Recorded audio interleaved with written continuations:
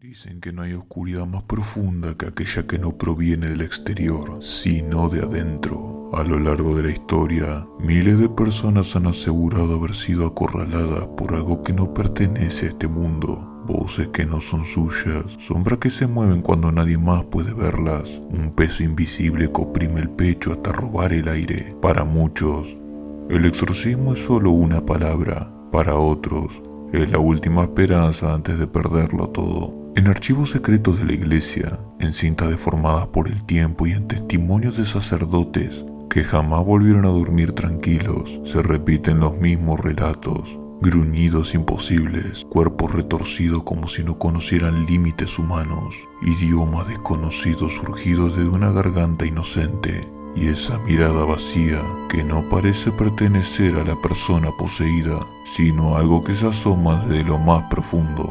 Los casos de posesión demoníaca son tan antiguos como el miedo mismo, y aunque muchos intentan explicarlos con ciencia, hay grabaciones que van más allá de cualquier lógica. Y una de las más perturbadoras, una de las que todavía hoy provoca escalofríos, incluso en quienes no creen nada, es el caso de Annalise Michel, porque lo que estás a punto de ver no es una actuación, no es una recreación ni un efecto visual, es un momento real y crudo, un instante capturado cuando la frontera entre lo humano y lo imposible parece quebrarse.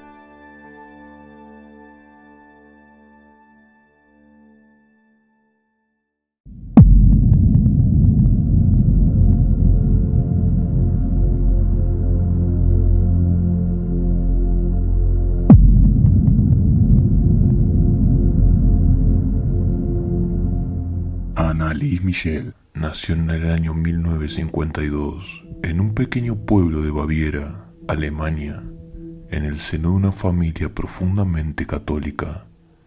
Creció rodeada de fe, misas, oraciones constantes y una devoción que marcaba su día a día.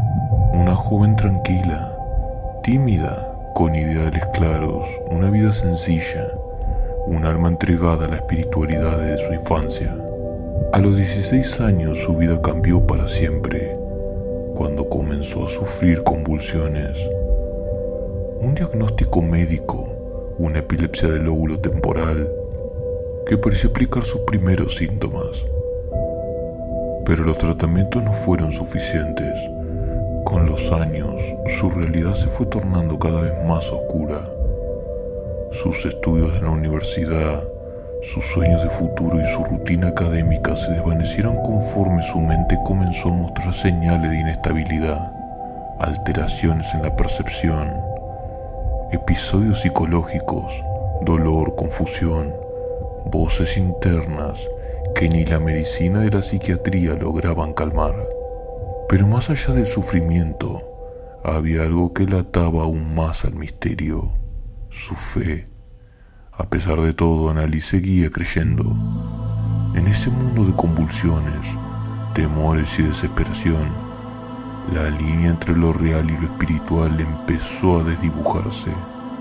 Los médicos hablaban de epilepsia, sin embargo los tratamientos parecían fallar, hasta que su familia devastada creyó que lo que ella vivía no era una enfermedad, sino algo más oscuro.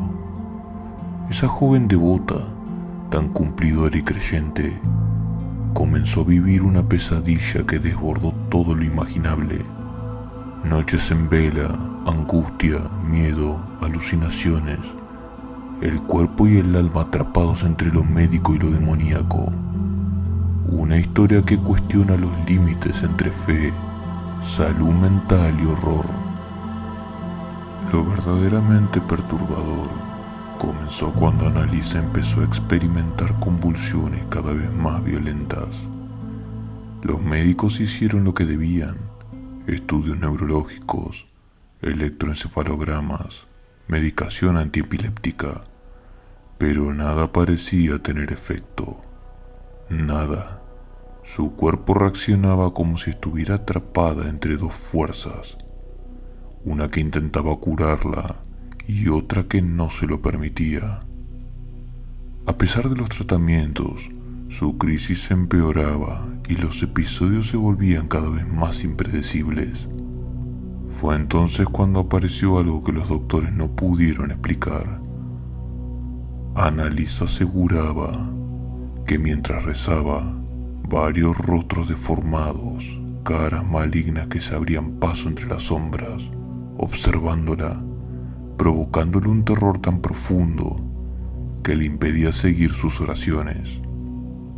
Ella decía que aquellas figuras la seguían a todas partes, que la escuchaban reír, murmurar, insultarla, que había algo en su habitación, algo que nadie más podía ver. Y quizás lo más inquietante de todo es que, aunque los psiquiatras ajustaban una y otra vez la medicación, Annalise seguía empeorando, como si una fuerza invisible bloqueara cualquier intento de tratamiento, como si algo o alguien no quisiera que recuperara su vida. Con el paso de los meses, la situación de Annalise se volvió insostenible. Las convulsiones aumentaron, su cuerpo comenzó a debilitarse y su mente parecía atrapada en un tormento sin descanso. Los sacerdotes registraron gritos, rezos interrumpidos, rugidos imposibles. Ich hab recht dazu, dass ich in dem Wald rein bin. Ich trag dir die Rotznase noch so lang, bis es lebt wird. Die saublöde Weib. Y mientras tanto, su familia veía cómo la joven que habían conocido se desvanecía frente a sus ojos. Los exorcismos se repetían una y otra vez con la esperanza de liberar aquello que supuestamente la atormentaba. Pero Annalise ya no tenía fuerzas. Su cuerpo estaba al límite, apenas podía caminar, casi no comía, casi no bebía, cada movimiento parecía desgarrarle el alma. Cada día la dejaba más exhausta que el anterior. La ciencia no encontró manera de ayudarla, la fe tampoco, y atrapada entre dos mundos, uno material que ya no respondía y otro espiritual que parecía consumirla, Annalise llegó a su final. El 1 de julio de 1976, con solo 23 años, la joven murió en su propia casa. Las pericias médicas fueron contundentes. Annalise estaba gravemente deshidratada, su peso había descendido a niveles críticos y la inanición había debilitado cada órgano de su cuerpo. Su muerte abrió una herida que aún hoy divide el mundo. Fue víctima de una enfermedad devastadora o de algo que nadie pudo comprender. Faltó ayuda médica o hubo una presencia que la ciencia jamás podrá explicar. El caso de Annalise Michel sigue siendo uno de los más inquietantes de la historia moderna.